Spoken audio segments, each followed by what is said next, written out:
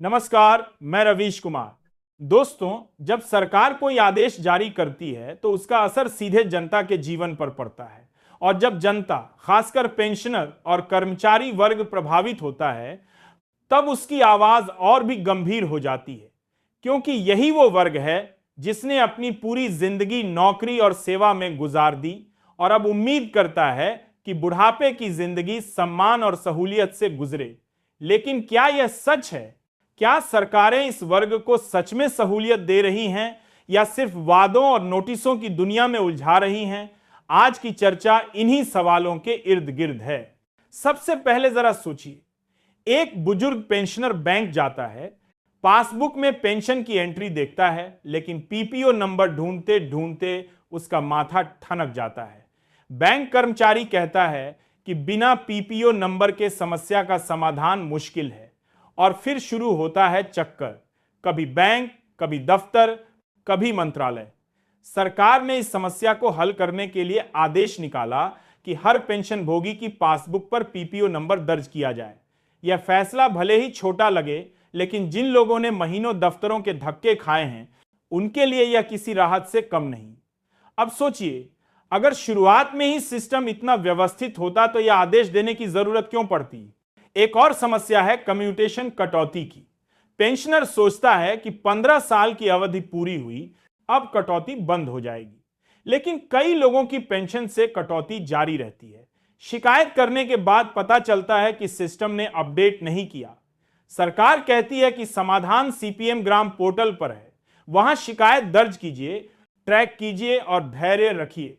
अब सवाल यह है कि जिस तकनीक को पारदर्शिता और सुविधा के नाम पर लाया गया था, वह आज भी पेंशनरों को धैर्य का पाठ क्यों पढ़ा रही है?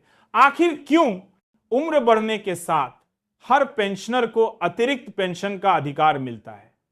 80 साल के बाद 20%, 85 साल के बाद और बढ़ोतरी, लेकिन यह अधिकार भी कागजों और नोटिसों की भीड़ में अटक जाता है। हाल ही में एक बुजुर्ग को यह हक वर्षों तक नहीं मिला। शिकायत हुई, केस दर्ज हुआ, तब जाकर अरियर और ब्याज समेत पैसा वापस मिला।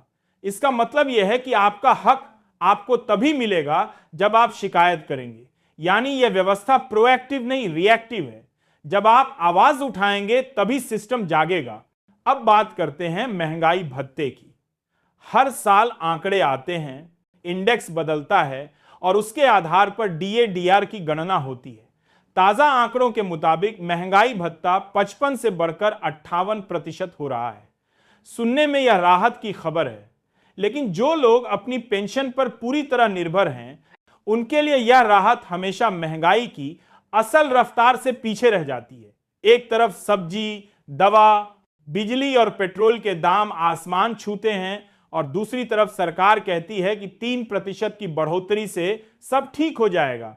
यह ठीक वैसा है जैसे आग में झुलसते आदमी को कोई कहे, लो ये ठंडी हवा का झोंका, अब सब ठीक है। आरबीआई ने एक और आदेश दिया है, अगर पेंशन का भुगतान देर से होता है तो बैंक को ब्याज देना होगा 8% तक। सुनने में यह आदेश बड़ा सख्त और राहत देने वाला लगता है, लेकिन व्यवहारिकता क्या है? क्या एक बुजुर्ग पेंशनर बैंक के खिलाफ ब्याज मांगने का आवेदन कर पाएगा? क्या बैंक इस आदेश को खुद ही लागू करेगा या पेंशनरों को फिर दर दर की ठोकरें खानी पड़ेंगी? आदेश है, लेकिन उसकी आत्मा तभी जीवित होगी जब उसे जमीनी स्तर पर लागू किया जाए। कोविड काल की एक याद और भी है, 18 महीने का डीए डीआर एरियर। सरकार ने इसे रोक दिया था, यूनियनें मांग करती रहीं, तारीखें दी गईं, अल्टीमेटम जारी हुए और हर अल्टीमेटम के बाद एक नई तारीख आ गई।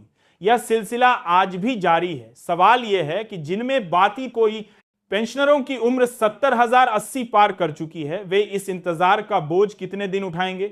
उनके लिए 18 महीने के अरियर का मतलब है उनके इलाज का खर्च, उनकी दवाइयों का इंतजाम, उनकी जिंदगी का सहारा।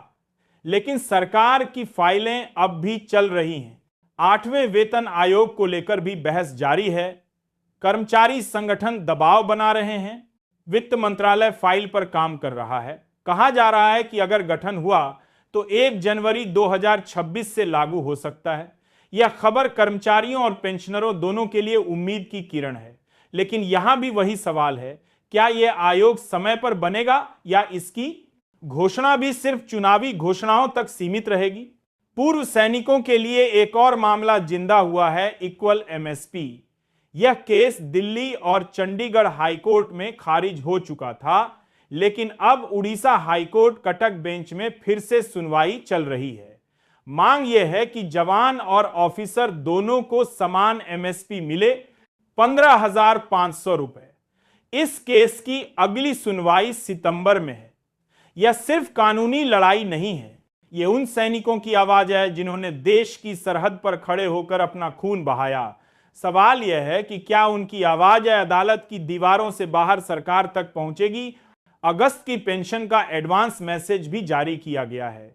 29 अगस्त को पेंशन खातों में आएगी, क्योंकि 30 और 31 को बैंक हॉलिडे है। सुनने में यह छोटी सी सूचना है, लेकिन उन बुजुर्गों के लिए यह बड़ी जानकारी है जिनकी पूरी जिंदगी पेंशन की समय पर आमद पर निर्भर है। उनके लिए यह सिर्फ तारीख नहीं, बल्कि जिंदगी की योजना है। 8वें वेतन आयोग का एक और पहलू है टर्म ऑफ रेफरेंस। रक्षा मंत्रालय ने अभी तक इसे जारी नहीं किया। इसका मतलब है कि प्रक्रिया अधूरी है। जब तक टीओआर तय नहीं होंगे, आयोग का गठन और चेयरमैन की नियुक्ति संभव नहीं दे सकती। यानी उम्मीद है, लेकिन समय अनिश्चित। और अंत में बात करते हैं DSP pension gold account advisory की। पूर्व सैनिकों की मृत्यु अगर एक्सीडेंट में होती है तो उनकी पत्नी को 30 लाख का इंश्योरेंस कवर मिलता है।